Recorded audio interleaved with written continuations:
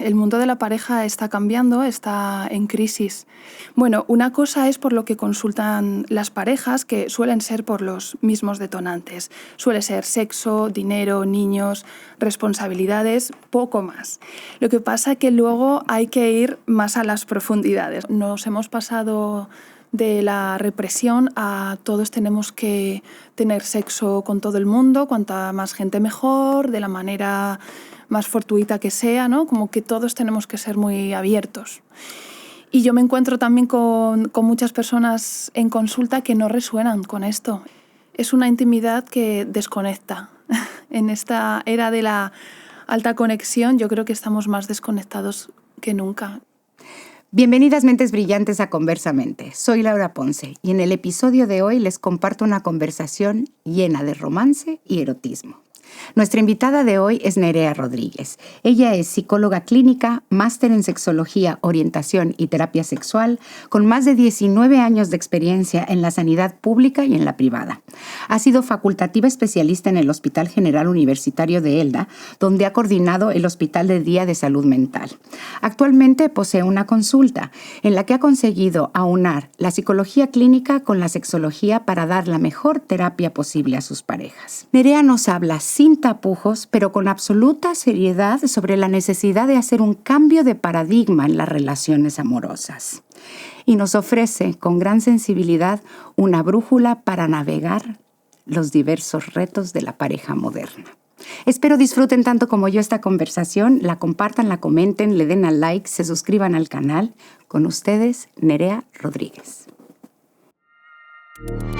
Bienvenidos a Conversamente, tu podcast para explorar el cerebro y la mente. Bueno, Nerea, bienvenida a Conversamente. Muchas gracias, Laura. Un gustazo tenerte aquí. Para mí también. Vamos a hablar un poquito de las parejas, ¿no? Sí. ¿Qué tal está la situación hoy en día con las parejas? Siempre ha sido un tema fascinante. Pues yo creo que el mundo de la pareja está cambiando, está en crisis.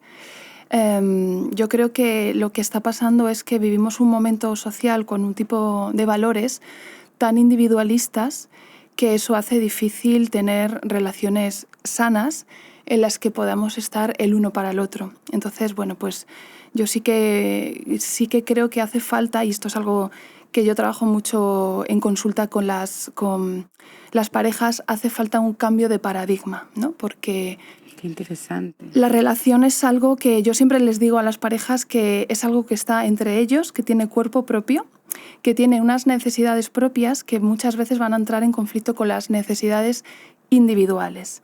Entonces, si no somos capaces de entender o de sentir, que la relación es lo más importante, seguramente voy a priorizar por mis necesidades individuales y voy a esperar que mi relación trabaje para mí, en vez de yo trabajar con mi pareja para mi relación.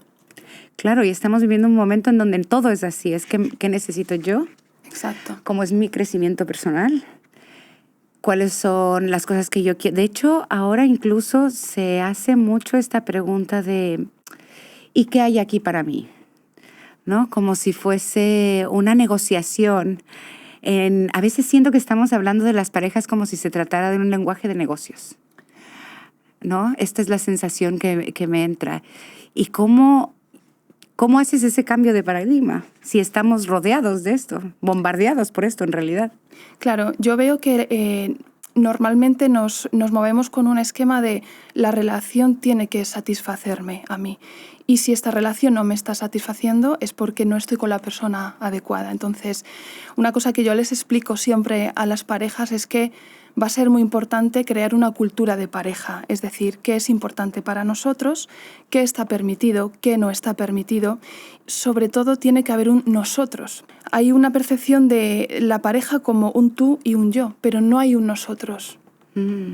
Entonces, bueno, pues eso nos distancia mucho.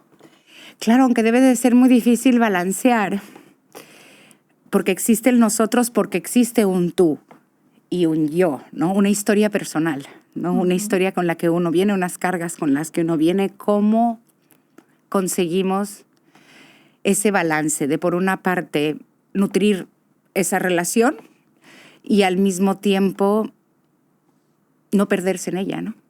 No perderse uno mismo. Claro, mirar por la relación o mirar por el otro no significa que uno no tenga que priorizar nunca por sí mismo, pero tenemos que hacerlo como equipo, no tomando decisiones de manera unilateral. Tenemos que ver que lo que es bueno para ti es bueno para mí, y si algo no es bueno para ti, no lo va a ser para mí. Las parejas miran mucho en el corto plazo, y los terapeutas, una labor que tenemos es mirar en el largo plazo. Qué Muchas interesante parejas, esa diferencia, claro. Claro, muchas parejas se unen por atracción física, por intereses comunes, porque se quieren. Pero yo siempre digo que esto no es suficiente, ni el amor es suficiente, por supuesto es necesario, pero no basta con eso, ni tener intereses en común, sino que tiene que haber en el largo plazo un propósito común. Eso es lo que nos va a mantener en el largo plazo unidos, porque los intereses van a cambiar, las motivaciones, la atracción sexual, el deseo, por supuesto, ¿no? Que cuando entra el amor sufre ahí un gran cambio. Entonces, ese propósito común, conjunto, es lo que nos va a mantener unidos, porque es como esa especie de faro que si yo pierdo el rumbo en un momento dado, es como mi referencia, lo que nos va a volver a guiar juntos en ello. Y para eso tiene que ser común, tiene que ser un propósito co-construido. De ahí ese nosotros. ¿Y cómo haces eso? O sea, cuando llegan... O sea, ¿cuáles son los principales problemas que enfrentan las parejas cuando llegan a tu terapia para conseguir esto? O sea, ¿qué es lo que tú ves más a menudo? O si nos puedes decir varios, Sí. Mira, está este tipo de problema, está este tipo de problema y están este tipo de trabas para conseguir esa visión en común largoplacista. Claro.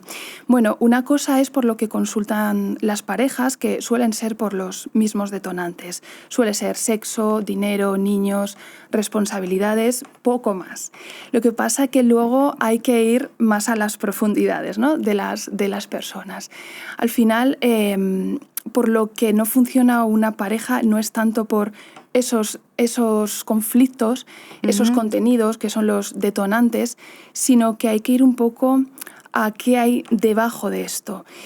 Hay parejas que me dicen, es que discutimos muchísimo, o es que discutimos por tonterías. Y yo siempre les digo, por tonterías no se discute. Si estáis discutiendo por tonterías, es porque estáis discutiendo por algo que está de fondo, ¿no? Claro. Me viene a la cabeza, por ejemplo, una pareja, ¿no? que me decían, es que no sabes la guerra que hemos montado un día en casa por unas cajas. Entonces, cuando tú te pones a explorar... Claro. Es que es tan común eso, ese ahí tipo es cuando, dices, pero ¿cómo puede ser que me esté peleando por esto? Claro, porque no te estás peleando por esas cajas. Cuando tú te pones a explorar, claro, una labor que tenemos los terapeutas de pareja es conocer quiénes son esas personas, su historia de vida, de familia, su historia de pareja, porque ahí hay muchos miedos de apego, ¿no? Entonces, en concreto con esta pareja, recuerdo que explorando y profundizando, llegamos a la conclusión, y bueno, ella en concreto, llegó a clarificar que cuando ella no entra en guerra con él, siente que se está sometiendo. Claro, hay que tener en cuenta que esta persona venía de un padre maltratador, de una expareja maltratadora. Entonces, esto es la claridad que uno puede tener, ¿no? Que no estoy discutiendo por unas cajas, sino porque no quiero volver a ser sometida.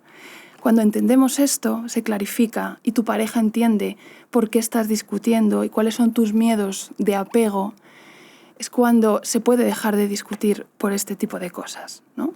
O discutimos, pero sabemos cómo corregularnos. Un concepto que va a ser clave para poder estar bien en nuestra relación de pareja. Nos has dado dos conceptos que creo que son claves. Uno, has repetido varias veces el apego, entonces entiendo que por ahí tenemos mucho que hablar con respecto a la relación de pareja.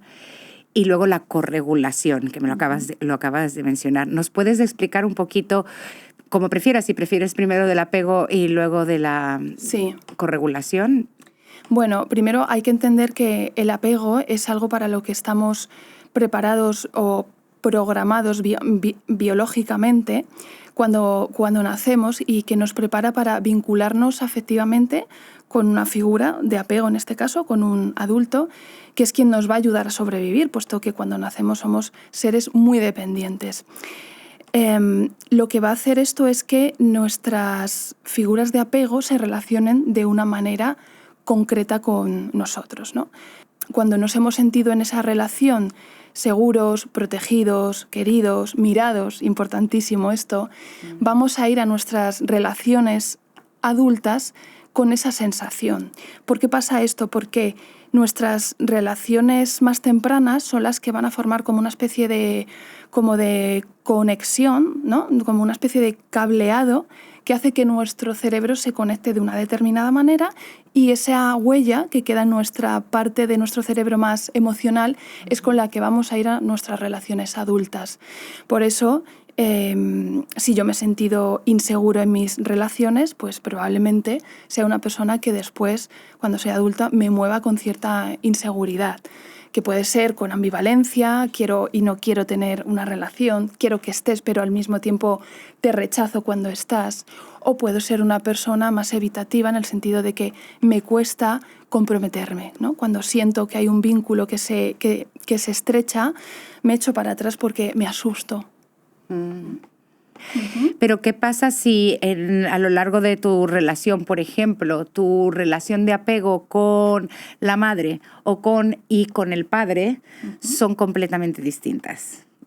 ¿Cómo se generan esos circuitos en nosotros? O sea, ¿hacia dónde tendemos a ir nosotros luego en el futuro con nuestras relaciones? Pues mira, curiosamente, de manera inconsciente, claro está, tendemos a fijarnos y a elegir parejas que se parecen justamente en eso que con nuestro progenitor nos ha creado ciertas heridas.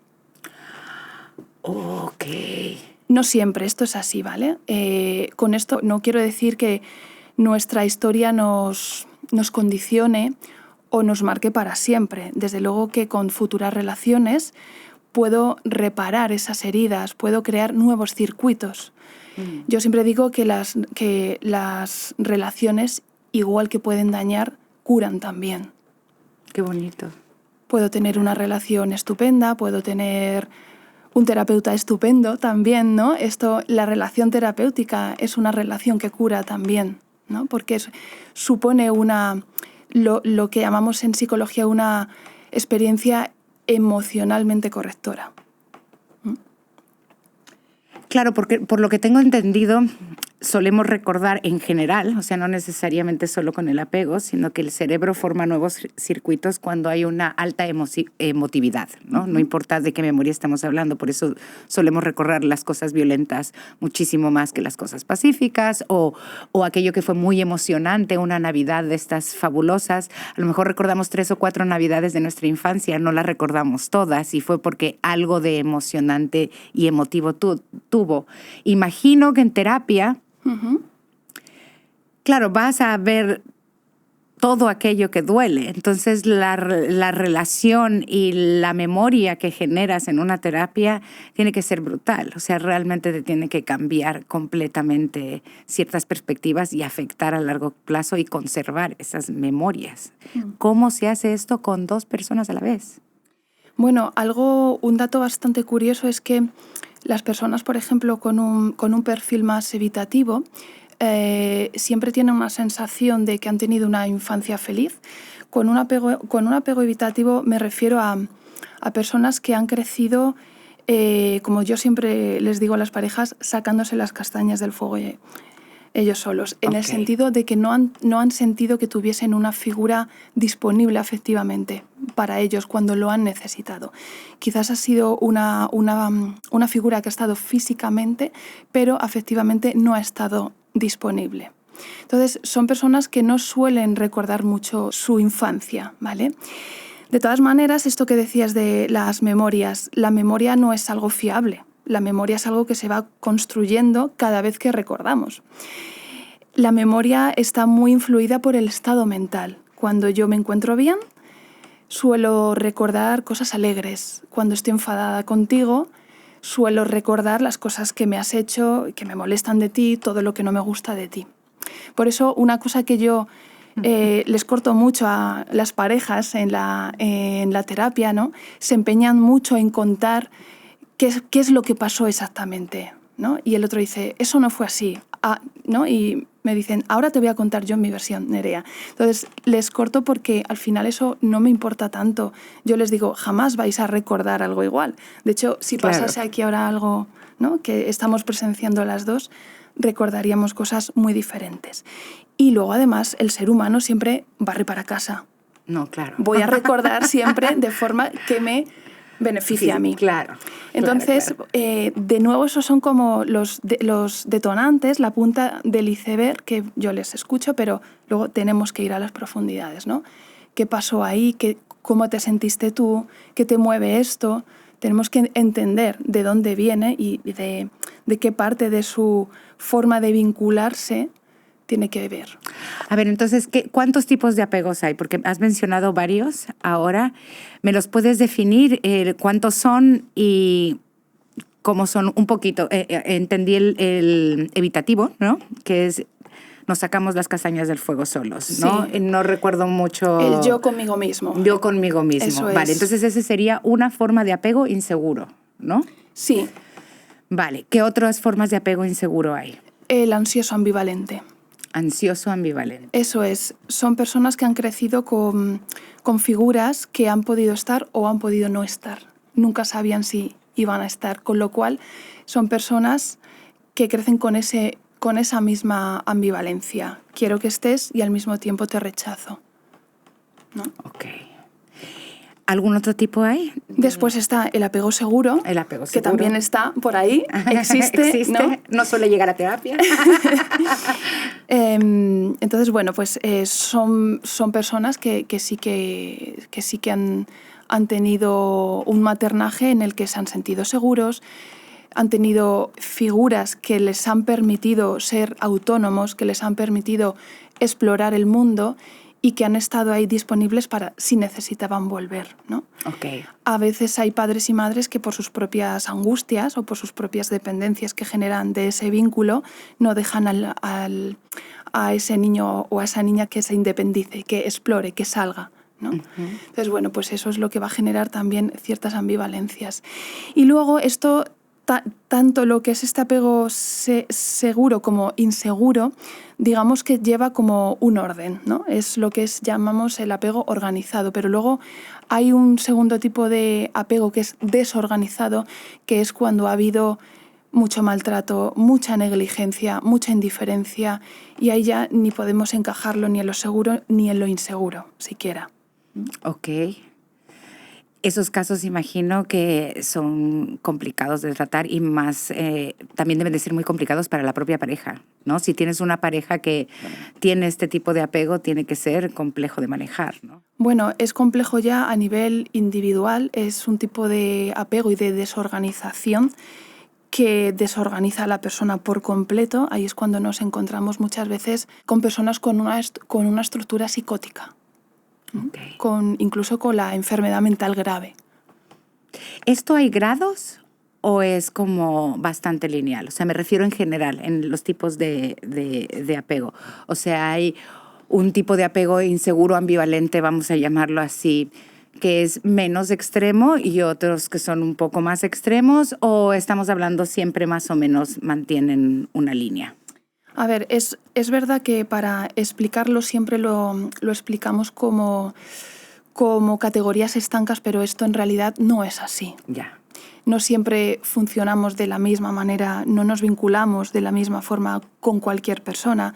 De hecho, incluso las personas con este apego seguro, esta broma que hacías, ¿no? de que no llegan a terapia, pueden llegar también, porque a veces se juntan con una pareja con la que pueden llegar a sentirse inseguros, ¿vale? Entonces, no es que nos mantengamos fijos en ese tipo de apego. Y luego, como te decía, con nuestra evolución y con nuestras reparaciones y con las relaciones sanas que sí que vamos teniendo, podemos ir cambiando esto. De todas formas, en la terapia de pareja, por ejemplo, esto que decías, cuando yo trabajo con ellos, no es que yo trate de cambiarles ese tipo de apego. Ellos vienen con la historia vincular que vienen y eso es así. Okay. Pero sí es enseñarles a funcionar juntos de una manera segura, a pesar de su historia de apego. Ok. Podemos aprender a funcionar de manera segura. A cómo tratar al otro, ¿no? Eso Entender es. que cuando reacciona de aquella manera que a ti te parece absurda que reaccione es por todos estos motivos y toda esta historicidad que traen cada individuo, ¿no? Qué interesante. Claro. Y ahí es donde va a entrar también la capacidad que tenemos de corregularnos. A ver, hablarnos de la corregulación, sí, que era la otra cosa que se nos quedaba pendiente. Sí, exacto. Bueno, la regulación, estamos hablando de la regulación del arousal, que se llama, ¿no? Que es esa activación fisiológica de nuestro sistema nervioso autónomo, con su rama simpática y parasimpática. El simpático es este que se activa cuando estamos muy nerviosos y el parasimpático es esta rama que nos ayuda a relajarnos, a sentirnos conectados con los demás. Entonces, bueno, cada persona tenemos, por así decir, una ventana de tolerancia de lo que es este arousal. Podemos entender la regulación del arousal como un termostato que va subiendo y bajando con las emociones y con los afectos que vamos sintiendo. Cuando somos capaces de juntos mantenernos en esa ventana de tolerancia en la que nos sentimos estables, ¿vale? Okay. Que no nos desregulamos ni al alza ni a la baja, es cuando podemos funcionar bien en pareja. Entonces, va a ser muy importante que conozcamos cómo funciona el cerebro de nuestra pareja. Es decir, con qué se hiperactiva, con qué se calma, qué es lo que le desregula a mi pareja, qué puntos tengo que tocar para ayudarle a calmarse. Okay. Si esto es mutuo, pues imagínate, es una maravilla, ¿no? Pero tiene que ser complicadísimo porque ya cuesta encontrarlos en uno mismo. Claro. ¿Cómo me regulo yo a mí misma? O sea, ¿no? Cuando estoy nerviosa, ¿cómo consigo calmarme? ¿No? ¿Cómo consigo al revés? Cuando estoy muy apática y muy baja, un poco animarme y subirme la estamina, ¿no? Si es difícil con uno mismo, con el otro tiene que ser muy complejo llegar a hacerlo. ¿Tú manejas alguna técnica o tácticas o cómo lo trabajas esto con las parejas? Pues mira, en términos de regulación encuentro siempre un tipo de conflicto.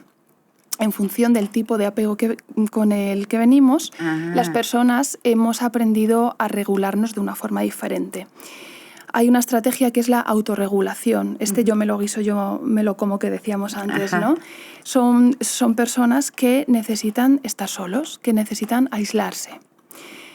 En ese momento el contacto social puede ser un estresor más. Necesitan estar solos, implicarse en una actividad que sea solitaria, me cojo un libro, me meto en el móvil, veo la televisión. La masturbación muchas veces también es una forma de autorregulación. ¿Qué pasa? Que si mi pareja no se regula de esa manera y por el contrario se regula externamente con ayuda del otro, va a venir a buscarme, ¿no? Son estas personas que necesitan hablar. Si hemos tenido un conflicto, o incluso ya no un conflicto entre nosotros, sino vengo de mi día a día hecha polvo y soy una persona que cuando estoy así necesito hablar, necesito que me toques, que me abraces, contarte todo. Esto cuando tiene que ver con un conflicto entre los dos, imagínate la situación. Claro, no solo me la imagino. Necesita hablar, todos hemos vivido esta situación, ¿no? Sí. Uno necesita hablar, contacto, necesita resolver cuanto antes. Esto también es muy propio de las personas con cierta ambivalencia, ¿no? Sí, cómo no. Y el otro necesita estar solo, con lo cual, ¿qué es lo que suele pasar? Que la persona que necesita hablar va detrás del que necesita estar solo. El que está solo se desregula más. Con lo cual se marcha. ¿Qué le pasa a esta persona que necesita hablar? Que se siente abandonada, que se siente, no me haces caso, pasas de mí, es que no me quieres. Entonces se convierten en dos excelentes codesreguladores. Claro. Tenemos que darle la vuelta a esto. Entonces, cuando tú le explicas a las parejas cómo funcionan cada uno, para eso yo, claro, tengo que explorar mucho y tengo que conocerles muy bien para entender cuál es la estrategia de cada uno. Una vez que entienden esto y tú les explicas que esto además no es una cuestión ni de intención, ni siquiera es una cuestión psicológica, es una cuestión biológica de cómo funciona nuestro sistema nervioso y nuestro cerebro. Entonces no es una cuestión psicológica, porque hasta ahora había entendido que sí, que era toda una cuestión psicológica. Es la activación fisiológica de nuestro sistema nervioso. Entonces, esto yo me doy cuenta que tranquiliza mucho porque quita mucha culpa. Claro, cómo no. Y sentirse responsable, claro. Y quita mucha crítica hacia el otro. Entonces no es que pases de mí. Entonces no es que seas una pesada o un pesado que viene detrás de mí persiguiéndome para hablar, sino que esto es como tú has aprendido a regularte a lo largo de tu vida. ¿Y esto como el apego se puede trabajar o no? Por supuesto. ¿O en realidad ya esa es tu manera de regularte y esa es tu manera de regularte? Tengo que enseñarles a que se corregulen. ¿Cómo? Pues la persona que necesita su espacio tiene que tomarse ese espacio para poder ir luego a esa persona que sí que necesita hablar. Yo siempre les digo, a la persona que necesita hablar, siempre le digo, ¿te interesa darle su espacio? Yo sé que tú necesitas hablar en ese momento ya, con urgencia, pero ¿te interesa darle su espacio? Porque si no, se va a ir corriendo y te vas a sentir mucho peor. Claro. Cuando tú le des ese espacio, esa persona va a volver a ti y te va a poder ofrecer de verdad eso que tú necesitas. Y a la persona que necesita autorregularse le digo, oye, tómate tu tiempo, pero estate con un ojo en tu pareja. No te excedas en ese tiempo. Recuerda que tu pareja necesita algo muy diferente, entonces vuelve en cuanto te enfríes un poquito, en cuanto te calmes, porque a ti también te interesa que él o ella esté bien. Claro. Una cosa, por lo que me dices, es pregunta, tal y como somos criados, o sea, por cómo es la crianza o por lo menos cómo ha sido la crianza de nuestras generaciones, ¿no? Quizás eso esté cambiando. ¿No es mucho más frecuente un tipo de regulación en los hombres y otro tipo de regulación en las mujeres? O sea, ¿no es mucho más frecuente que la necesidad de distancia la tengan los hombres y la necesidad de comunicarse y resolverlo ya y esto la tengan las mujeres o no? ¿O tú ves que en pareja, tú ves que...? No necesariamente. ¿No? Sí que es verdad que como por estas creencias y estos estereotipos que tenemos acerca de lo masculino y lo femenino, se podría llegar a pensar que sí, pero yo me di cuenta que no, que al final tiene que ver con cómo tus padres o quien haya hecho ese maternaje se han relacionado contigo. Ok, o sea que viene mucho De más nuevo, por el apego. El apego. Qué fuerte. Exacto. Qué interesante, qué interesante. Entonces, esas son las maneras en las que tú empiezas a trabajar con la pareja. Y todos los conflictos de estos que mencionábamos al principio, dinero, discusiones, trabajo, responsabilidades, todos estos se pueden trabajar juntando estas piezas. Claro, esto desde el modelo desde el que yo trabajo, claro, es como que queda en segundo lugar. Porque al final, si tú te dedicas a trabajar solamente esos detonantes, estás como poniendo una tirita sin más. Tú les puedes enseñar habilidades de comunicación, de negociación, pero si no se trabaja ese dolor que hay ahí abajo, ¿no? Si no se trabaja volviendo a ese ejemplo, si no clarifico que me estoy sintiendo sometida cuando tú me hablas así o que me siento sometida si yo no te contesto de la misma manera, más tarde o más temprano voy a volver a lo mismo, por muchas técnicas de negociación, de habilidades de comunicación que me hayan enseñado, porque ese dolor sigue estando ahí. Claro, y por lo que me dices, además, hay que trabajar las dos cosas, la psique y el cuerpo, ¿no? Uh-huh. ¿Cómo trabajas la parte del cuerpo? ¿Cómo conseguimos esa parte regulatoria si no es a través de una técnica de comunicación? Pues yo el cuerpo lo introduje hace ya bastantes años en la psicoterapia de dos maneras.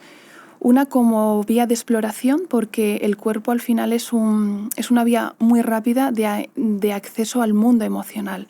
Al final es un trabajo desde hemisferio derecho. Todo lo que podríamos tardar sesiones y sesiones solo trabajando con la palabra, con el cuerpo, cuando tú le pides a una pareja que escenifiquen una discusión o una negociación o una escultura, que yo trabajo mucho con escultura por mi formación en psicodrama, Al final, el cuerpo nunca miente. El cuerpo comunica mucho más de lo que comunicamos con la palabra, porque estamos trabajando con la parte emocional. Además, en el cuerpo hay muchas memorias antiguas, ¿no? Es esto que se llama la memoria organísmica, ¿no? Sí.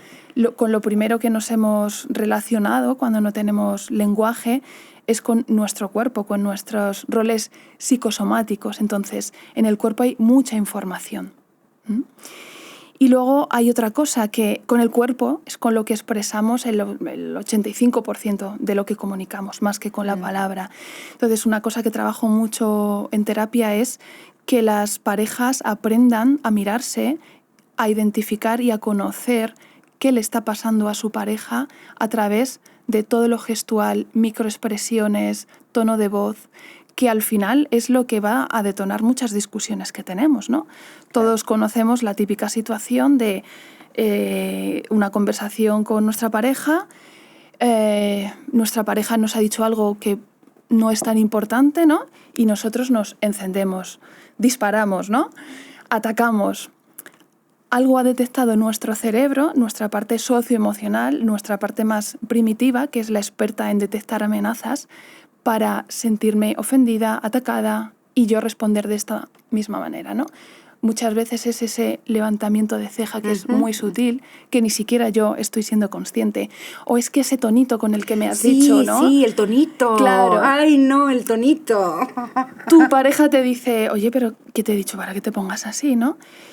¿Cómo que no me has dicho? Y por lo que estamos, no nos damos cuenta, pero por lo que estamos ofendidos es por el tono. Entonces, todo esto requiere de un aprendizaje también en las sesiones para identificar todo esto, porque no somos conscientes de nuestros gestos, claro, de nuestras expresiones, ¿no?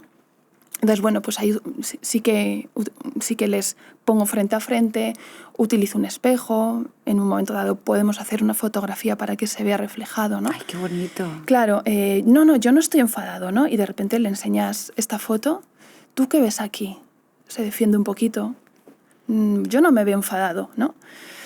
Vale, levantamiento de ceja, ceño fruncido, los ojos tal, la boca apretada, buscamos en Google gestos, expresiones de la emoción del enfado. Pum, pum, pum, los cumple todos, ¿no? Wow. Claro. Entonces, bueno, es mucha toma de conciencia, sí. Me encanta esto que dices del psicodrama y de las esculturas. A ver, cuéntanos un poco más. El psicodrama, hasta donde he podido leer, porque me has dado esta idea de lo interesante que me resulta. Yo vengo del teatro, lógicamente, saber del psicodrama es algo que me resulta fascinante. Por lo que he podido leer, sobre todo es una forma de terapia grupal.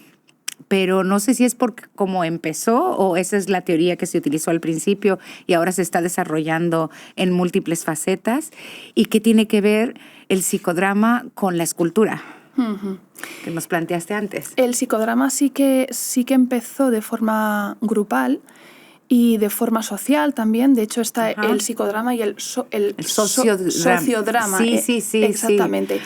Pero sí es algo que se viene utilizando tanto a nivel individual y es muy interesante con las familias y con las parejas, ¿vale?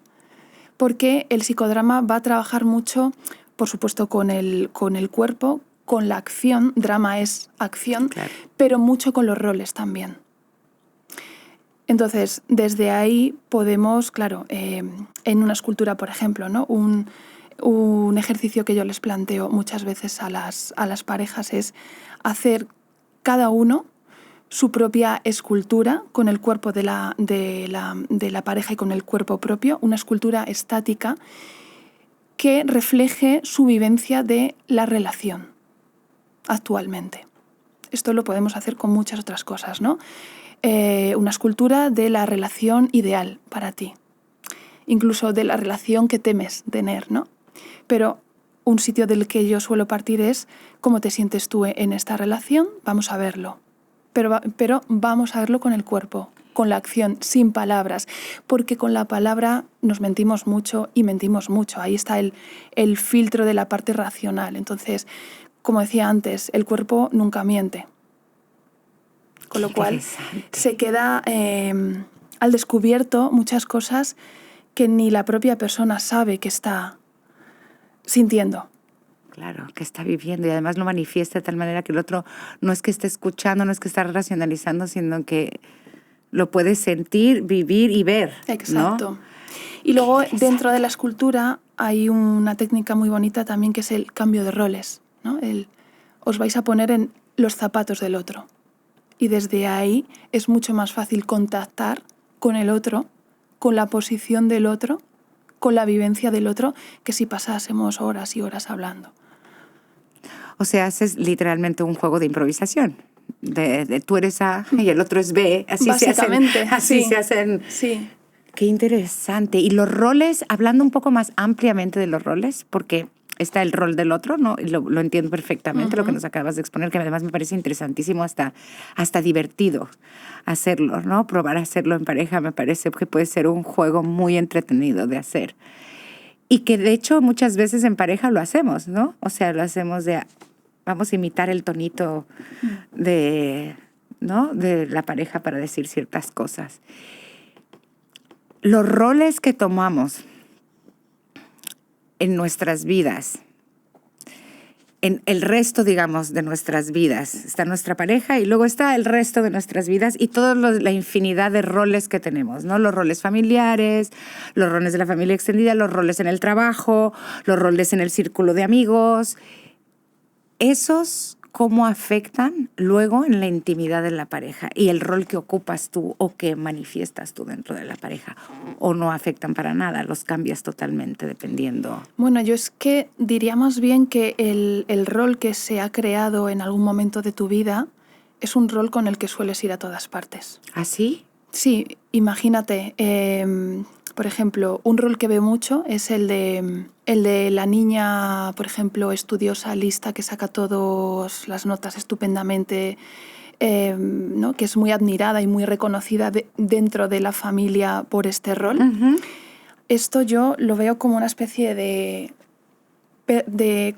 personaje o de traje que uno se ha puesto en un momento dado cuando se ha creado ese personaje, es porque era necesario, ¿no? Es como personajes que nos inventamos para sobrevivir a ciertas circunstancias o simplemente porque hemos sido muy reconocidos desde ahí.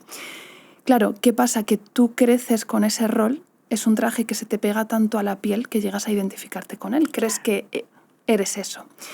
Y te pasas toda la vida manteniendo o intentando mantener ese estatus, por así decir, ¿no? Entonces sales de tu familia, has sido, por así decirlo, la niña perfecta, ¿no? Es un ejemplo, porque lo veo bastante.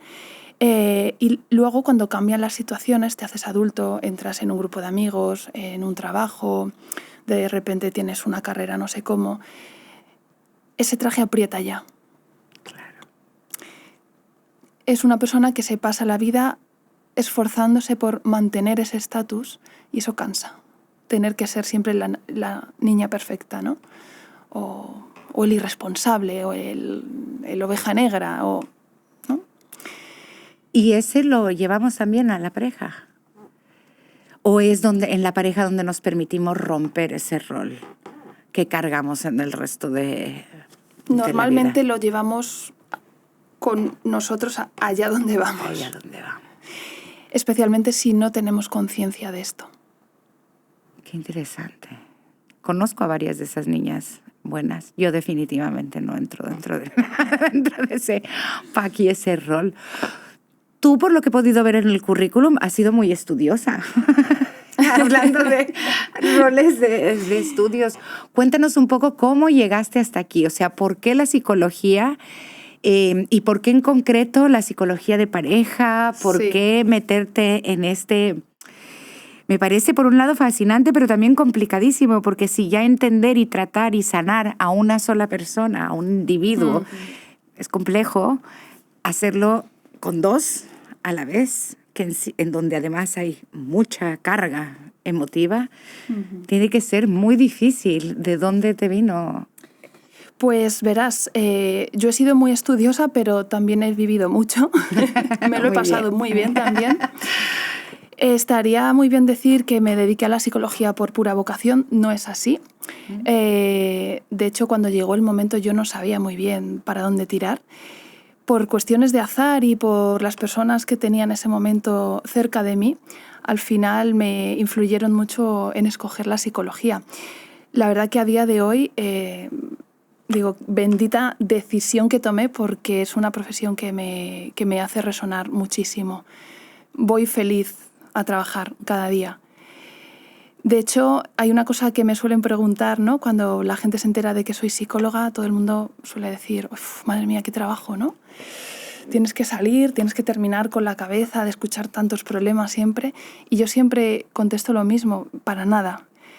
Lo vivo con un privilegio y con un agradecimiento, que las personas se abran tantísimo, que confíen tanto en mí. Bueno, a mí las personas me cuentan cosas que incluso no le han contado a nadie más. Entonces, claro, ese acto de confianza a mí me llena muchísimo. Para mí eso ya es todo. Entonces, bueno, me formé como psicóloga. Al final me formé como psicóloga clínica, como psicóloga interna residente a través del sistema PIR en un hospital público. ¿Y eso cómo fue? Porque eso tiene que haber sido, eso sí tiene que ser muy demandante, ¿no? Sí, sí, sí. Y luego la psicología clínica también tienes que tener experiencias por momentos violentas, ¿no? Y difíciles de llevar. Cuéntanos un poco cómo fue. Formarte como psicóloga clínica es una súper experiencia, porque es una formación asistencial en todos los recursos de salud mental del sistema público, con lo cual aprendes muchísimo y te da muchísimas tablas, porque al final estás trabajando con todo tipo de población. Lo de que sea durísimo, bueno, pues al final yo creo que es una cuestión de rol, ¿no? Yo recuerdo... Otra vez, a los roles. El rol, exacto. Yo recuerdo mi primer día de residencia como PIR, las 2 primeras personas que vi en consulta con un adjunto al lado, yo me emocionaba muchísimo. Estaba todavía con mi rol de Nerea, que venía de la calle, ¿no? Que acababa de aprobar un PIR, pero luego se va generando un rol profesional que te permite estar orientada hacia la persona, hacia cómo voy a ayudar a esta persona. Entonces, lo grave, lo difícil, lo conflictivo se vuelve al final un reto, no es un sufrimiento. ¿Qué reto nos puedes contar que te haya marcado y del que hayas dicho, esto ha sido un verdadero reto y he aprendido un montón? Yo creo que el mayor reto y desafío que he tenido en mi experiencia profesional, yo que vengo de trabajar en la sanidad pública, ha sido las personas con una enfermedad mental grave, y especialmente las personas con un trastorno de personalidad. ¿Qué significa esto? Claro, son personas que tienen síntomas como puede tener cualquiera, síntomas de ansiedad, de depresión, falta de autoestima, pero son síntomas contextualizados en una estructura de personalidad que está muy arraigada, que les hace percibir el mundo, relacionarse con los demás y consigo mismo de una manera muy disfuncional. Claro. Con lo cual, generar un cambio en esa estructura es muy complejo. Muy complejo. No se llega a cambiar esa estructura, pero sí se puede llegar a aprender a lidiar con esa estructura, ¿no? A conocer que este es mi funcionamiento, que estas son mis tendencias y saber cómo surfear estas tendencias, ¿no? Pero para mí ese ha sido el gran desafío. Y por supuesto las relaciones de pareja. ¿Y te ha tocado trabajar con relaciones de pareja con gente que tiene un problema de desorden de personalidades? Sí. ¿Cómo se trabaja con una pareja así? Y lo digo porque tiene que haber mucha gente que en este momento tiene una pareja que tiene un desorden de personalidad. O ambos lo tienen. Ya no me quiero imaginar. Sí. En fin, sí, o que ambos lo tienen. ¿Cómo trabajas este tipo de relaciones o con este tipo de desorden? Eres la propia pareja, porque me parece feo decir, no, tú no puedes, ya no vas a tener nunca una relación sana, ¿no? Dentro de los límites que puede tener el tener un desorden de personalidad, ¿cómo conseguimos generar esa? Claro, bueno, en este sentido hay que hacer también mucha psicoeducación, ¿no? De cuáles son esos rasgos que están apareciendo y qué implicación tienen y cómo interfieren en la relación de pareja. Pero cuando se trata de algo hasta este punto que interfiere, como tú decías, lo frecuente suele ser que esa persona o esas personas por su parte tengan un trabajo individual con otro terapeuta. Vale. Y vienen contigo a tratar... Conmigo vienen a trabajar la parte de la relación de pareja. Y yo con eso ya tengo bastante. No, ya, imagínate, tiene que ser... Sí. Complicado. Bueno, dificilísimo entonces tratar parejas con desórdenes de la personalidad. ¿Cómo llegaste a tratar parejas? Después de toda esta experiencia en el PIR, en medicina clínica, en hospital, ¿no? Porque entiendo que has trabajado en hospital también, sí. ¿no? ¿Cómo fue que dijiste, ok, lo mío es trabajar con las parejas? Pues llegué a través del mundo de la sexualidad. La psicología clínica me llevó a las disfunciones sexuales, al tratamiento, y en la sexualidad descubrí un mundo muy interesante porque es un área de la persona que pone muy de manifiesto la relación cuerpo-mente, ¿no? Claro. Cómo el cuerpo expresa a nivel sexual y a nivel de síntomas sexuales, mejor dicho, conflictos que hay a nivel emocional, ¿no? O a nivel de la relación de pareja.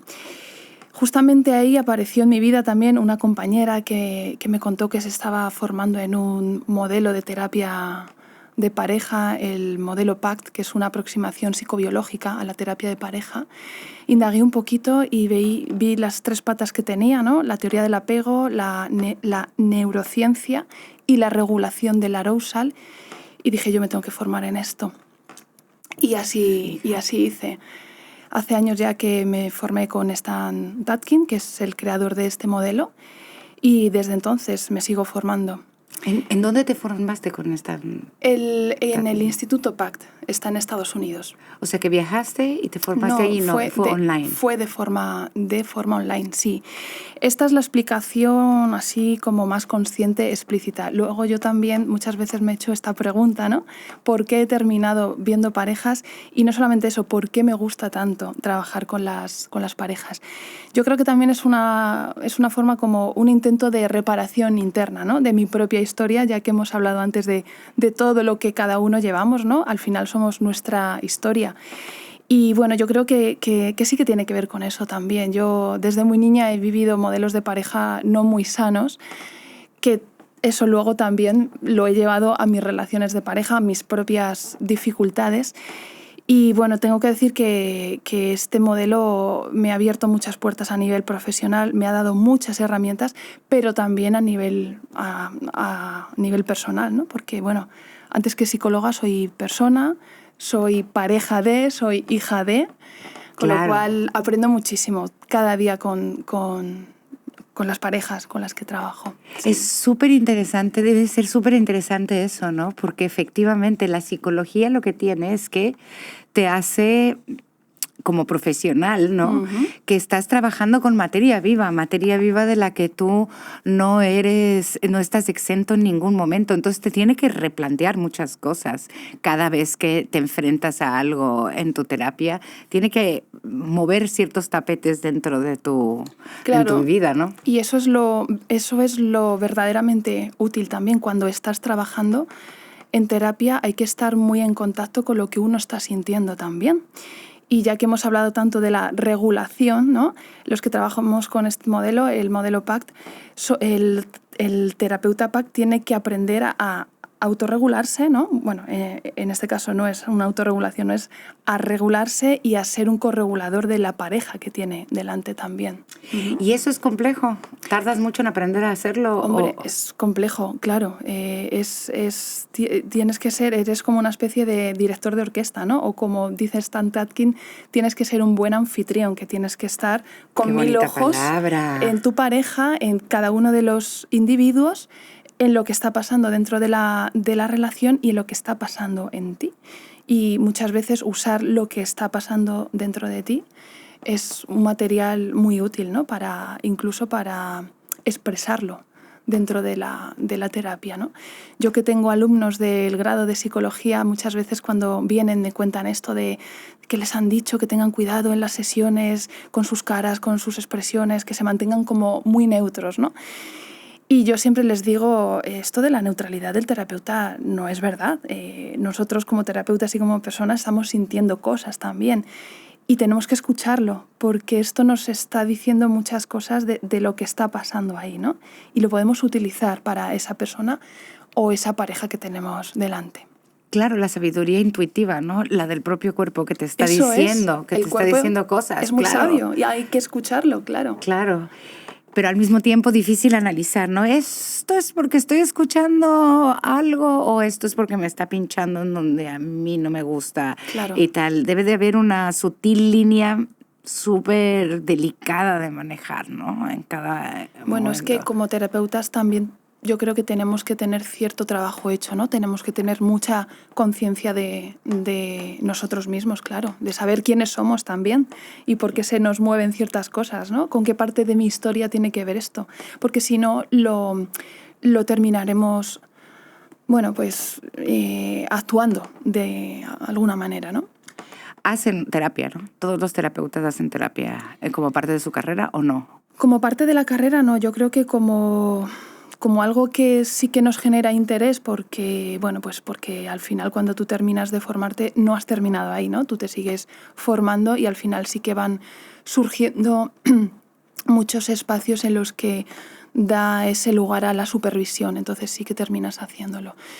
Yo creo que sí que es muy importante hacerlo. No sé si todo el mundo lo termina haciendo, pero yo creo que es fundamental. Sí, sí, por propia curiosidad. Es también. decir, ¿cómo definirías, si pudieras definir como un espacio la terapia, cómo definirías? Pues yo creo que la terapia es un espacio de, resumiéndolo mucho así como de luz, en el sentido... ¡Qué bonito, qué Sí. bonito, me encanta!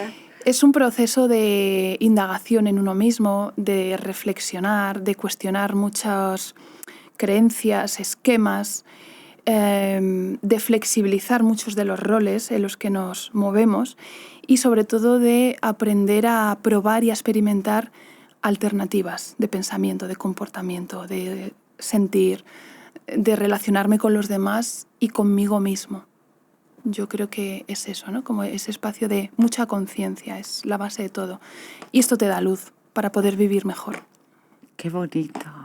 Me encanta esa definición. No la había escuchado nunca y me parece fenomenal. Esto es mi Claro. vivencia de lo que yo trato, ¿no? De que sean mis terapias, vaya. No sé si no está esa definición por ningún sitio. He oído definiciones preciosas también. Para cada uno sí. es una definición, pero me parece divino que la trates así, como luz, es hermoso. Y además como que es una excelente metáfora para iluminar, es decir, aquello que no está claro, para iluminar en el sentido de la curiosidad por uno mismo y para iluminar en el sentido más abstracto Claro. y hermoso de la conciencia, ¿no? Es que todos tenemos muchos puntos ciegos, muchos ángulos muertos, ¿no? Entonces, si no sabemos ni siquiera que están ahí, no vamos a poder cambiar muchas de esas cosas que queremos cambiar. Claro, gran parte es eso, ¿no? Gran parte es en dónde, qué es lo que no estoy viendo, qué es lo que no puedo ver. Mencionaste antes el tema de que te acercaste a la terapia de pareja por la sexualidad. Sí. Imposible hablar de la pareja si no hablamos de sexualidad. Claro, ahí está. Entonces, yo tengo varias dudas al respecto. Quería preguntarte, lo primero, ¿qué tan frecuente es que vengan por problemas en la sexualidad las parejas o más bien la sexualidad refleja problemas que existen en la pareja? Pues están los dos casos. Esto funciona en las dos direcciones. Lo que sí que veo es que cuando se trata de problemas a nivel sexual, no suele venir los dos miembros de la pareja, viene la persona que porta el síntoma, por así decir. Y cuando se trata de problemas en la relación a nivel sentimental, sí que suelen venir los dos. Ahí es cuando, bueno, si viene uno o si vienen los dos, es cuando, sea por un motivo o por el otro, al final todo sale, ¿no? Tanto si hay algún tipo de dificultad a nivel sexual como en lo relacional. ¿Cuáles son los problemas más comunes que hay en la sexualidad? ¿Con qué te enfrentas más habitualmente en la terapia? Pues mi experiencia es que los hombres consultan más por el principal motivo es la disfunción eréctil y las mujeres más por falta de deseo o por dolor en la penetración, en las relaciones sexuales. Y van a ti pensando que puedes ayudarle porque creen que es algo físico que le está ocurriendo o porque ya han descartado lo físico y quieren saber si es algo psicológico, un poco cuál es el acercamiento con el que suelen llegar. Normalmente vienen con ello descartado o con la sospecha de que les pasa algo a nivel emocional. O sea, que ellos mismos traen la intuición de que Sí, es algo, sí. que es algo emocional. Sí, sí, sí. Y desde esa misma experiencia, cuéntanos un poco más qué es lo que más has aprendido a ver. O sea, en el caso de los hombres, por ejemplo, la disfunción eréctil, ¿cuáles son las causas más recurrentes que sueles ver a nivel emocional? Bueno, más allá de las cuestiones orgánicas, que no es mi campo, ¿no? Aunque sí que trabajo en equipo con otros profesionales precisamente, ¿no? Cuando yo tengo sospecha de si puede haber algo orgánico porque no vienen con ello descartado, sí que me gusta coordinarme, ¿no? Pero yo me centro en las causas a nivel emocional. Pues en el caso de los hombres lo que más veo es la falta de confianza, que se puede poner de manifiesto bien porque ya viene de una personalidad previa en el que el hombre se ha sentido siempre en su rol psicosexual con cierta intimidación, con cierta inseguridad.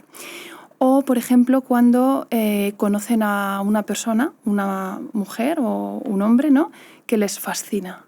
Esto hace que pongan a esa persona ahí en un altar, ¿no?, y les mueva una especie de autoexigencia que les hace sentir que tengo que estar a la altura como sea porque esta persona me encanta.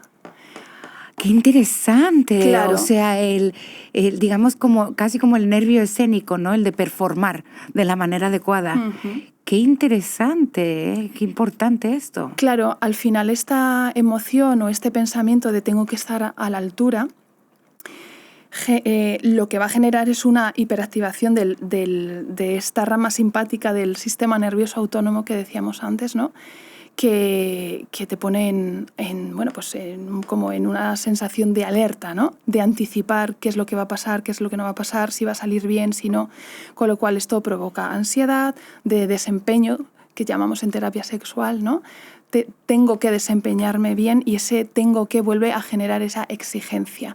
Al final que nuestro sistema, o en el caso del hombre, que el sistema nervioso simpático se hiperactive, hace que la erección no funcione bien porque la erección está controlada por la rama parasimpática. Claro. Estos dos sistemas son antagónicos. Cuando uno funciona, el otro no.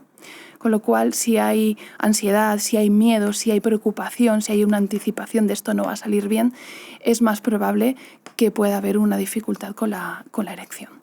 Hay mucho peso en los hombres, en su performance, ¿no? Como que las mujeres tenemos otro tipo de pesos y expectativas, pero los hombres se enfrentan a esta expectativa de tener que... Sí, porque yo creo que hay un mito cultural, ¿no?, que es el de que son los hombres los que nos dan placer a las mujeres.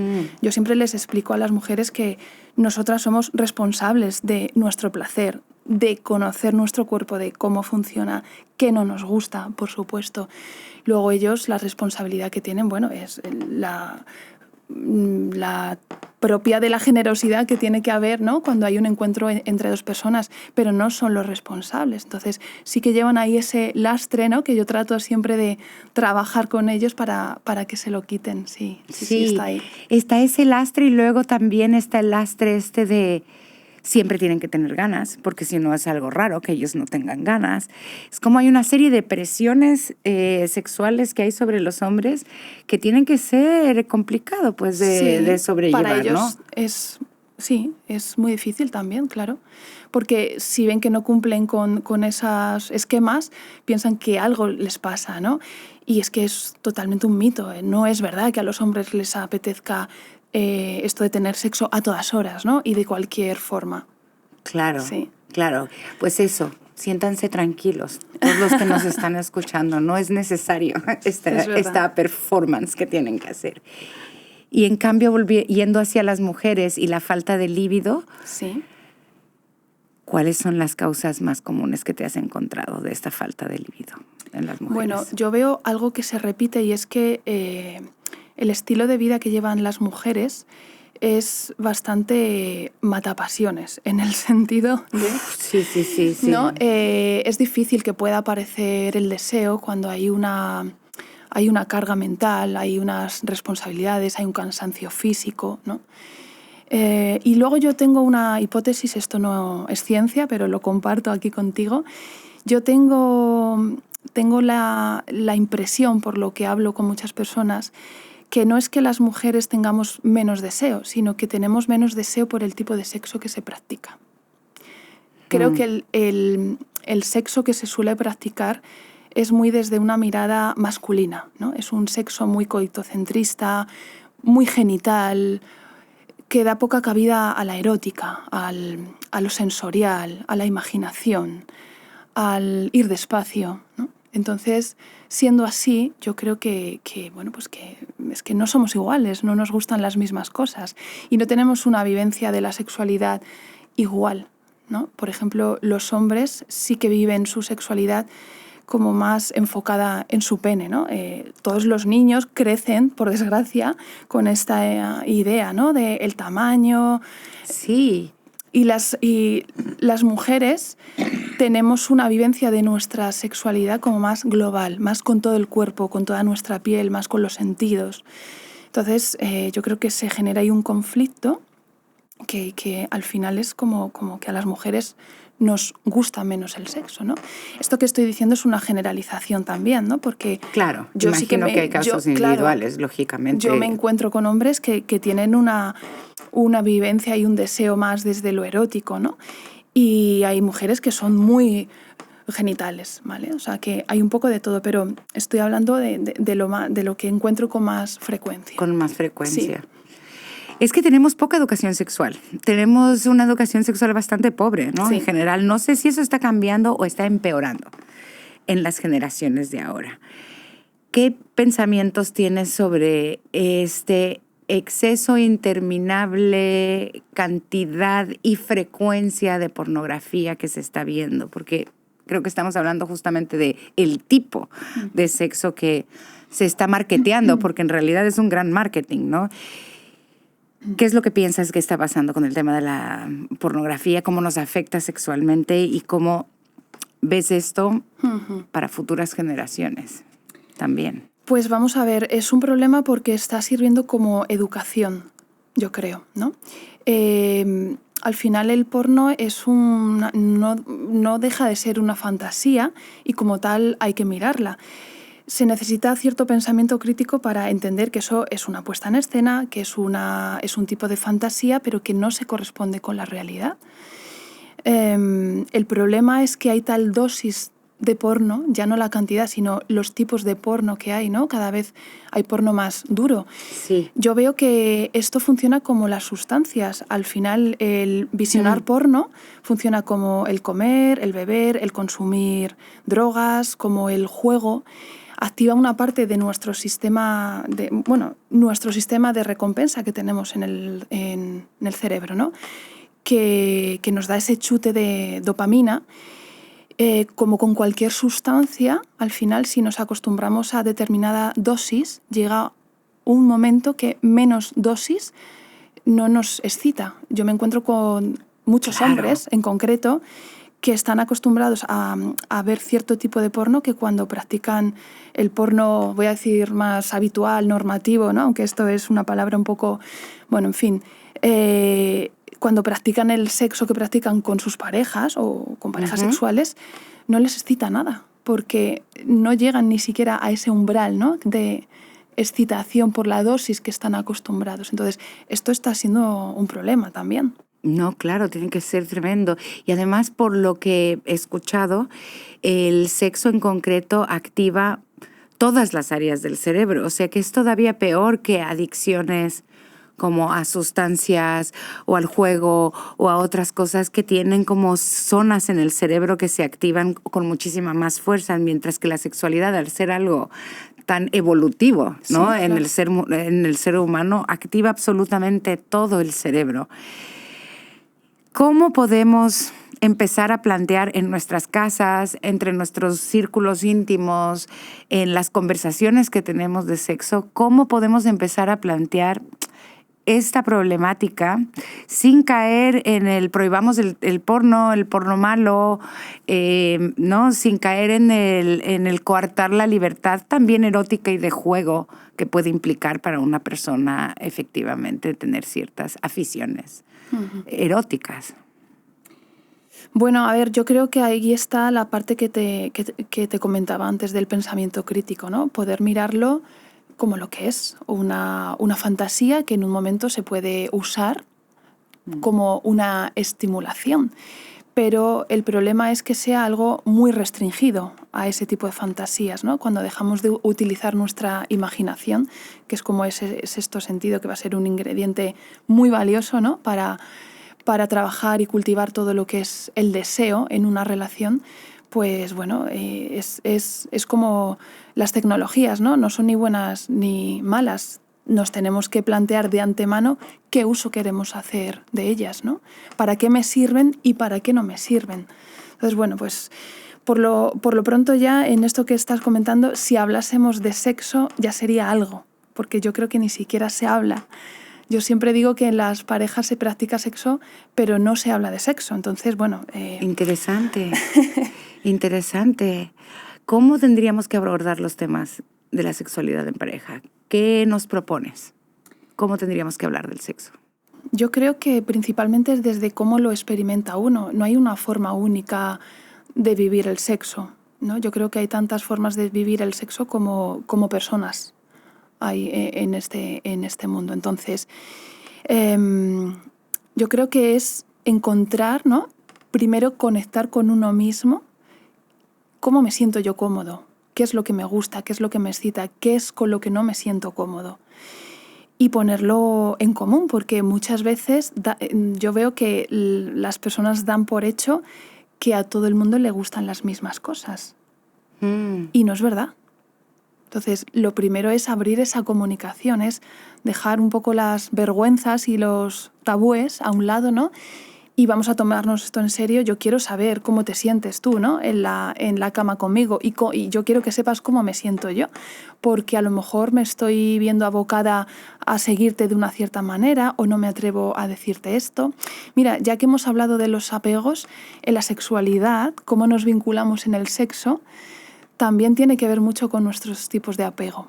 Cómo nos vinculamos afectivamente va a interferir o a facilitar cómo nos vinculamos también en el sexo, con nuestra pareja o con personas esporádicas, ¿no? Claro, lo que pasa es que hablar de sexo implica lo que mencionaste ahora mismo. Hay las vergüenzas, los tabúes. Uh-huh. Está tan coartada el lenguaje sexual y además encuentro que ahora está coartado hacia los dos extremos. Es decir, antes era simplemente todo es tabú, todo malo, uh-huh. esto no, ¿no? La incapacidad de expresar cualquier deseo en realidad, sí. ¿no? Entonces venimos como de ese largo periodo de este tipo de formación sexual. Y ahora siento que hay como, en parte por el porno que hablábamos antes, pero en parte también por la idea esta de la libertad máxima erótica que hay hoy en día, existe también el tabú del no quiero, no me gusta, no disfruto, no me siento cómodo. Entonces creo que estamos ahora en una mezcla de las dos aguas. O sea, creo que se nos mezclan lo que sí nos da vergüenza decir, lo que es tabú, y se nos mezcla que ahora nos da vergüenza decir lo que no nos gusta y lo que no queremos hacer o que nosotros consideramos tabú, ¿no? También. Sí.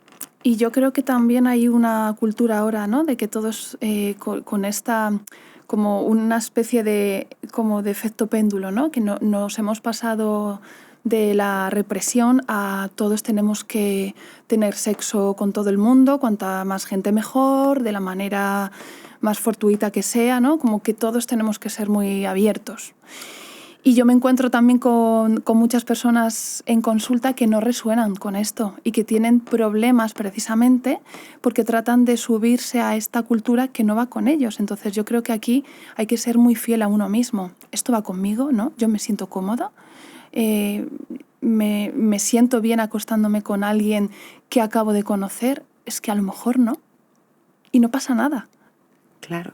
¿no? A lo mejor los afectos son importantes Claro. para el propio erotismo, ¿no? Claro, me resulta más deseable y más excitante alguien a quien conozco un poquito más, con quien empiezo a hacer cierto vínculo, con quien empiezo a tener cierta intimidad. Y hay mucha gente que piensa que no, que ahora como todo es muy abierto tenemos que funcionar todos así. Entonces, no. Al final eso trae problemas. Claro, y entonces, ¿cómo iniciamos esa conversación con nuestras parejas? ¿Cómo iniciamos esa conversación? ¿Cómo nos quitamos vergüenzas? ¿Y cómo nos quitamos exigencias? ¿Qué nos propones? A ver, yo creo que no hay una respuesta exacta para esto. Yo creo que más bien es una cuestión de actitud. No es tanto qué tengo que decirle a mi pareja, cómo tengo que hablar con él de esto, sino más bien la actitud como de ser congruente con uno mismo y de conectar con para qué quiero yo hablar con mi pareja de esto, ¿no? Cuando hay un para qué importante, nos cuesta menos hacer las cosas. Y a lo mejor no tengo ni idea de cómo voy a empezar, porque me muero de vergüenza, pero me lanzo a ello. Eso es lo que yo creo que nos va a impulsar, ¿no? Nunca vamos a saber exactamente cómo hay que decir las cosas, pero la cuestión es romper el hielo y empezar a conectar desde ahí y ver qué se puede sacar de ahí. Muy bonito. Pero es difícil. Es difícil, Sí, es difícil, llegar a esos momentos de conversación. Es difícil para muchísima gente. Creo que es difícil para todos, en realidad. Sí. Porque estamos expresando una vulnerabilidad, ¿no? Un nivel de vulnerabilidad y de puertas íntimas que a lo mejor hasta son desconocidas para uno mismo. Claro. Lo que pasa que, fíjate, si no somos capaces de hablar de esto con nuestra pareja, ¿con qué lo vamos a hacer? ¿No? Claro. Sí. Pero eso viene un poco ahora reflexionando sobre la artificialidad de la pornografía, de la artificialidad de este mundo, de ahora todos tenemos que ser múltiple pareja y etcétera, etcétera. También estamos viviendo un momento de artificialidad en las relaciones en general. Ya si no vamos solo a las parejas, la artificialidad de las redes sociales. Esther Perel lo llama la intimidad artificial, lo cual me parece muy interesante. Creo que sí, que estamos un poco yendo por ese peligroso camino. Sí. Es una intimidad que desconecta. En esta era de la alta conexión, yo creo que estamos más desconectados que nunca. No se puede conectar con una persona de verdad a través de un WhatsApp, a través de una foto, a través de un audio. Nos estamos perdiendo muchísimo, ¿no? La verdadera conexión, y más cuando se trata de conectar con tu pareja, está en la mirada, por ejemplo. Claro. Eso es presencia. Lo otro es un como si estuviésemos conectados. Sí, en realidad, por ejemplo, a mí hay una cosa que sí me molesta muchísimo, que es esto de tener una conversación con alguien y que ese alguien esté mirando el móvil. Y te dice, sí, te estoy escuchando. Y es como, no me convences de que me estás escuchando. Claro. Si no me estás mirando, si estás atento además a otra cosa, sí, puedes estarme oyendo. Y está entrando la información de las palabras que te estoy diciendo. Sí. Pero esa conexión, y la verdad es que es una práctica que ya se ha vuelto tan común que ahora es hasta violento decirle a alguien, oye, deja el móvil, mírame. ¿Cómo empezamos a cambiar estas actitudes? Y esto que estás diciendo ya no es solamente que solamente se escuche pero no se procese, sino que cuando no nos miramos, y voy otra vez a la pareja, nos estamos perdiendo mucha información. Mucha. Esto que decíamos antes de los microgestos, el tono de voz, eso puede ser, ese pequeño detalle puede ser lo que marque la diferencia entre tener una discusión o arreglar las cosas, ¿no? Cuando se trata de que estamos hablando algo importante. Bueno, ¿y qué hacemos en este contexto? ¿Cómo podemos empezar a delimitar espacios, por lo menos, dentro de la pareja, para esto, para hablar de sexo, para tener contacto visual, para que te escuches sin el móvil al lado. Sin el móvil o sin los niños o sin la vida de por medio. Sí, es muy sencillo y muy complicado al mismo tiempo, ¿no? Yo veo con frecuencia que las parejas efectivamente tienen tiempo para miles de cosas, para trabajar, para cuidar, para sus aficiones, pero no han creado un espacio para ellos como pareja. Sí que pasan mucho tiempo juntos a nivel físico, lo comparten con los hijos, con las familias, con los amigos, pero me encuentro con que no hay una intención y una atención a vamos a quedar tú y yo. Vamos a priorizar un espacio para el sistema de pareja, porque cuando estamos los dos solos nos vamos a relacionar de una forma muy diferente. Por lo pronto, si no tenemos a los niños delante, ya no nos relacionamos desde nuestro rol de padre, de madre, ¿no? Entonces, yo creo que para poder hablar de todas estas cosas que dices es programarlo. Igual que se programa, hemos quedado para cenar con no sé quién, o tal día hay que ir al colegio a hablar con la profesora, se puede programar una cita entre nosotros o simplemente un espacio de vamos a ver una película juntos que hace un montón que no lo hacemos, ¿no? Pero no se le da importancia. Veo que no es como que eso se queda para el final porque siempre se da prioridad a muchas otras cosas. Sí, y luego también a veces hay esta idea de la falta de espontaneidad, ¿no? Esta idea de que es que si lo programo, ya no es espontáneo. Y entonces de alguna manera es menos real, ¿no? ¿Te refieres al encuentro, ¿no? Al sexo. O sea, tanto al sexo como al encuentro romántico, al encuentro íntimo, sí, ¿no? De decir sí. Ese momento en el que no necesitas hacer sexo, pero sí ese momento de, oye, te miro a los ojos, quiero hablar, estás bien, Sí. o sea, quiero contarte algo. Tenemos esta idea en la cabeza de que todo tiene que ser espontáneo en la pareja, ¿no? Sí. Y es difícil combatir esa idea, hasta para uno mismo. Aunque tengas la idea quitada de la cabeza, luego dices, hostia, pero me voy a programar esto. Con respecto a lo sexual especialmente, ¿no? Toda esa educación que hemos tenido a través de, ya no del porno, sino incluso en el cine Hollywood, ¿no? Todas las escenas de sexo son pasionales, espontáneas, fuegos artificiales, ¿no? Surgen. Pero luego la realidad no es así. Es así cuando hay novedad, cuando nos acabamos de conocer, ¿no? Que todo fluye, que todo es muy fácil, que nos apetece estar juntos en todo momento. Pero cuando llevamos mucho tiempo con nuestra pareja hay una habituación química, hormonal, y luego en nuestro estilo de vida se van colando muchas cosas, la vida se va complicando, ¿no? Y o se pone intención y atención, como siempre les digo a los pacientes, o si no, nunca vais a encontrar ese momento para vosotros. Así que yo siempre les animo a por qué no lo podéis programar, ¿no? ¿Por qué no lo podéis, sin que sea demasiado robotizado, agendado? Pero claro que sí que se puede planear. Sí. Intención y atención me gusta. ¿Cómo funciona el deseo cuando hay al final un amor, ¿no? Mientras estás en el enamoramiento, no es precisamente el amor, claro, lo que se va generando a lo largo de la historia de una pareja. Pues mira, Esther Perel, que la has mencionado antes, sí que habla de estos dos conceptos, ¿no? De forma que ella asocia el amor con tener y el deseo con querer, ¿no? Qué bueno, sí. Claro. Sí. Estos son dos conceptos que cuando entra ese romanticismo o ese amor, el deseo, ¿no? Es como que sale corriendo.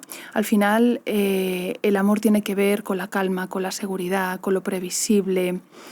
El deseo es más bien todo lo contrario, ¿no? Con la novedad, la curiosidad, el ímpetu, la distancia. El deseo necesita distancia, ¿no? Como el fuego necesita aire. Esto es lo que dice también Esther Perel. Sí. Entonces, claro, vivimos un momento en el que por primera vez en nuestra historia evolutiva queremos mantener el sexo durante toda la vida, no solo para tener hijos, ¿no? O sea, no queremos mantener el sexo para tener 20 hijos, sino por puro placer, por diversión, por curiosidad, por aventura. Entonces, claro, aquí se genera este conflicto, ¿no? con el amor. Entonces, Yo creo que ya que estamos así, es interesante trabajar en desear lo que ya se tiene. Para esto hay que echar mucha imaginación para precisamente meter esos ingredientes que se asocian al deseo, ¿no? Esto que decíamos, la curiosidad, la sorpresa, la novedad. Cuando has tratado a parejas que llevan mucho tiempo, ¿cómo afectan las circunstancias de vida que estén teniendo? O sea, ya más allá de las circunstancias de pareja, ¿no? Pueden Sí. tener una relación que sí funciona, en donde hay una comunicación sana, en donde el deseo ha mermado, pero no porque la pareja esté teniendo ni un conflicto sexual meramente, ni un conflicto en la pareja en sí, sino las circunstancias de vida. Claro. ¿Cómo nos afectan? ¿Cómo podemos además separar estas circunstancias de vida de lo que es nuestra pareja y de cómo la estamos viviendo en ese momento, que es como una distancia? Bueno, es que no se puede separar, es que todo lo que tiene que ver con la individualidad, ¿no? De qué me está pasando a mí individualmente, me va a afectar, ¿no? Si yo tengo, por ejemplo, un trabajo que no me gusta, que me genera un estilo de vida que me hace sentirme fracasado, que necesito un cambio pero que no sé cómo hacerlo, que estoy bloqueado, va a generar inevitablemente en mí pues quizás una bajada de estado de ánimo, puede que empiece a tener ansiedad. Todo esto, claro que va a influir en mi deseo sexual. No voy a estar orientado hacia el sexo.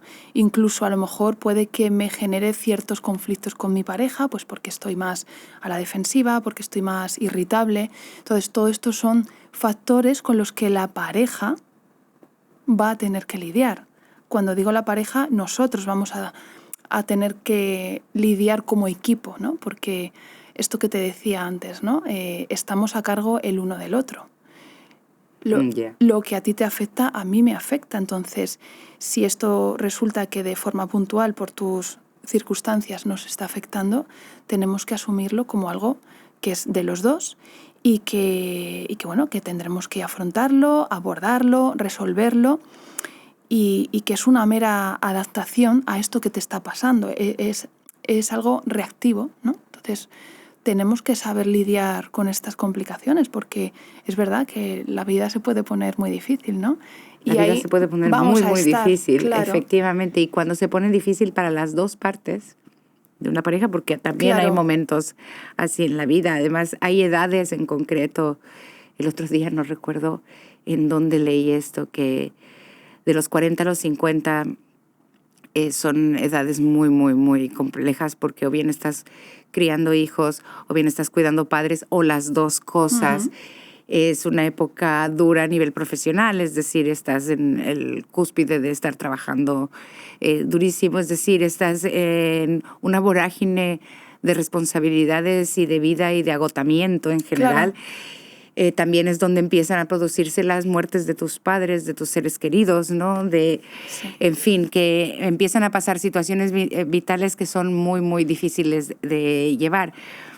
Y cuando las dos personas en una pareja están enfrentando todos esos momentos, ¿cómo hacemos esta burbuja de la pareja que tú hablas en tu blog?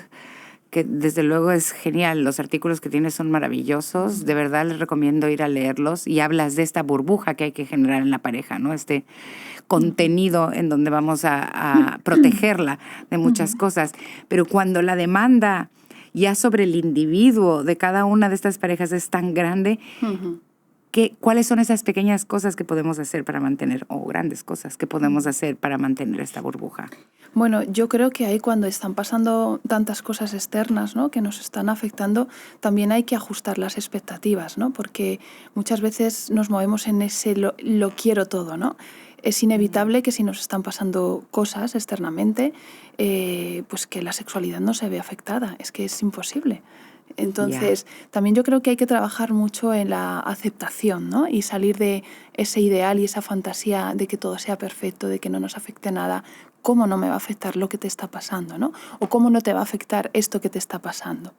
Entonces, bueno, respecto a la burbuja de pareja que decías, al final es es esa forma que tenemos de mantenernos unidos, es eso que co-creamos juntos con nuestros acuerdos, nuestros pactos, es ese primero somos nosotros antes que nada y antes que todos, ¿no? Ok.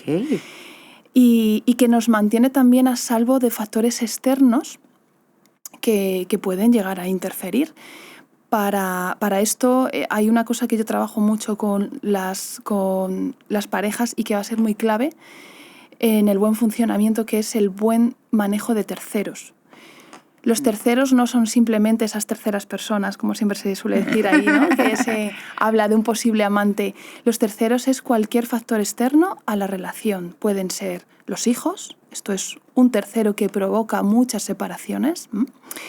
Los terceros puede ser un trabajo, un hobby que tengo que le dedico muchísimo más tiempo que a mi relación. Cuando mi pareja siente que estoy priorizando el tiempo para mi hobby, para mi trabajo o para otra persona, ¿no? O que mi interés está más hacia alguien de mi familia, un amigo, al final eso son cosas que tenemos que saber manejar porque se está colando entre nosotros, nos está separando. Entonces ahí tenemos que saber cómo vamos a actuar, por ejemplo, ¿no? Cuando tenemos que enfrentarnos a una situación difícil con una persona difícil, ¿no? Te lo explico esto con un ejemplo. Un miembro de la pareja tiene dificultades con su padre, con su madre. Cada vez, ¿no? Cada vez que nos juntamos con mi familia, tengo la dificultad de que esta persona, mi padre y mi madre, es una persona para mí muy complicada con la que me desregulo enseguida. Sí. Siempre podemos conspirar juntos en cuanto a cómo vamos a hacer frente juntos a esta situación, ¿no? Entonces, puede que mi pareja esté muy al tanto, muy al quite de cómo yo me estoy sintiendo en esta interacción con mi padre, con mi madre, para salir un poco al rescate, para ayudarme a calmarme, para echarme esa mirada, esa sonrisa que puede que me calme y que me haga sentir segura. Esto es hacer un buen manejo de terceros, ¿no? Cuando nos encontramos en situaciones que son complicadas para uno de los dos. Esta es la corregulación, que no llegamos a profundizar en el tema de los primitivos y los embajadores. Sí. Esto es lo que estamos haciendo. Es vale. El embajador que va a regular al primitivo, ¿no? Algo así, sí.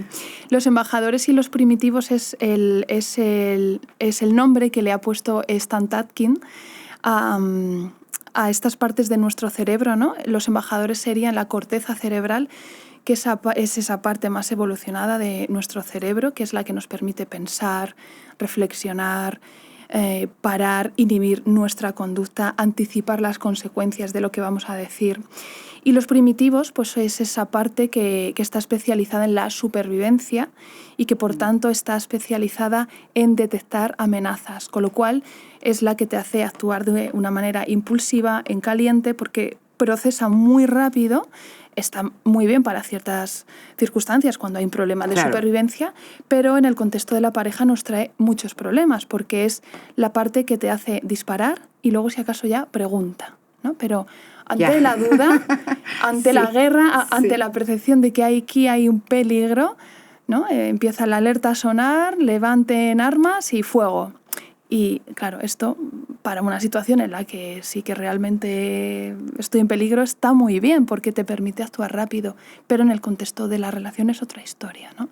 Entonces no es que unos sean los buenos y otros los malos, como todo en la vida hay que saber mantener un equilibrio entre ambos, ¿no? Porque cuando nos encontramos también con un exceso de embajadores, nos encontramos también con personas rígidas, que piensan demasiado, que se paralizan, que están muy desconectadas del mundo emocional. Entonces, esto también nos puede traer muchos problemas en las relaciones. Claro. No, pues me parece una descripción tan gráfica de lo que ocurre y es tan fácil, ¿no?, que nuestra pareja despierte lo primitivo en nosotros, ¿no? Porque es donde más vulnerables somos, ¿no? Realmente es en la pareja. De todas las relaciones que tenemos, quizás salvo el infante con sus padres, quizás la relación de pareja es la relación en la que estamos más vulnerables. Donde más se van a poner de manifiestas nuestras inseguridades y nuestros nuestros miedos, sí, sí. Por eso es muy importante, y esa es una de las cosas que forma parte del trabajo que yo hago con las parejas, es que ambos conozcan muy bien cómo funciona el cerebro del otro, conozcan a sus primitivos y a sus embajadores, ¿no? Los propios y los del otro, sí. Muy divertido llamarlos así. Creo que sí sirve también sirve muchísimo poder categorizar en la mente y con lenguaje lo que nos ocurre dentro de las parejas, ¿no? Eso es parte de la terapia, entiendo que es como relevante. Y explicarlo desde la biología, como te decía antes, yo creo que permite entender mucho mejor, es como más palpable, ¿no?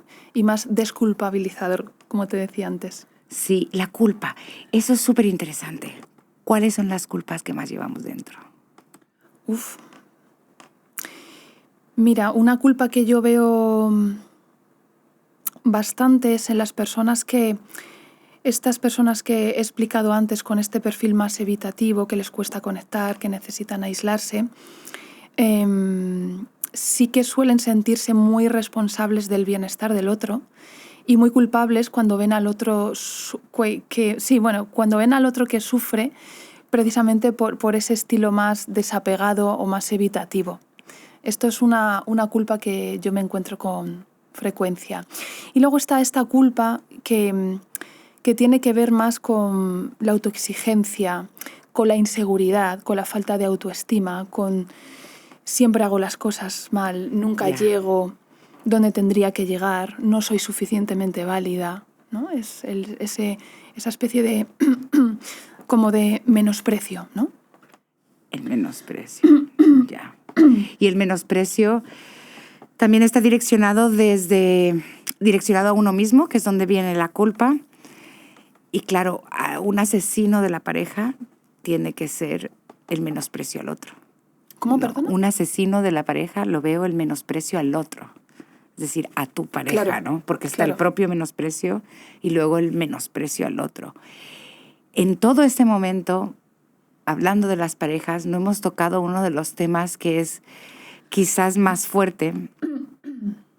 Creo que está relacionado con el tema del menosprecio, que es cuando ocurre una infidelidad en esta monogamia. Es interesante cómo vivimos hoy en día la monogamia. Sí. Ha cambiado mucho. Y por tanto, ¿qué es hoy en día la infidelidad? Háblanos un poco de cómo está el status quo ahora mismo dentro de estos dos temas. Bueno, la monogamia, yo una pregunta que me haría es si ha existido alguna vez, ¿no? Porque esto es una opinión personal y también un poco yo creo que desde la ciencia, ¿no? No hay evidencia científica de que la monogamia sea un mandato de la naturaleza. Yo creo que es más bien un constructo cultural que en su momento nos ha servido para asociarnos y sobrevivir mejor. Es una cuestión de supervivencia, primero en pareja, después en una familia extensa, en comunidades, ¿no? Entonces, bueno, yo creo que, empezando por ahí, pero esto es una opinión personal. Y por otra parte, yo creo que el concepto de monogamia también ha cambiado mucho. Claro. Como dice Esther Perel también, la monogamia antes era estar toda la vida con una persona y ahora es estar con una sola persona a la vez. Sí. ¿No? Sí. Vamos cambiando de pareja, ¿no? Hay una monogamia constante, pero... Continuada, ¿no? Exactamente, continuada. Entonces, bueno, la infidelidad, pues es que yo creo que también hay que contextualizarla. No cualquier infidelidad tiene el mismo significado, creo. Entonces, creo que también hay que estudiar en cada caso qué está pasando, ¿no? Interesante. Pero desde luego es un gran disruptor, ¿no? De la relación. Sí, porque eso es algo que rompe por completo esa burbuja que decíamos antes de pareja, ese sentido de seguridad. Al final la seguridad es lo que nos va a mantener juntos. Y esto viene a romperlo por completo. Claro. Se nos rompe toda esa base que teníamos conjunta para nosotros. ¿Se puede reestructurar la burbuja después de una infidelidad? Hay personas que sí que lo hacen, sí. no tengo no tengo una respuesta a nivel teórico, pero sí que basándome en mi práctica clínica, yo veo que sí que hay personas que son capaces de recuperar esa confianza. Yo creo que ahí echan mano de ese pacto de pareja o de ese faro que yo te decía antes, ¿no? Porque, claro, cuando confiamos en nuestra relación, no es que estemos confiando solamente el uno en el otro.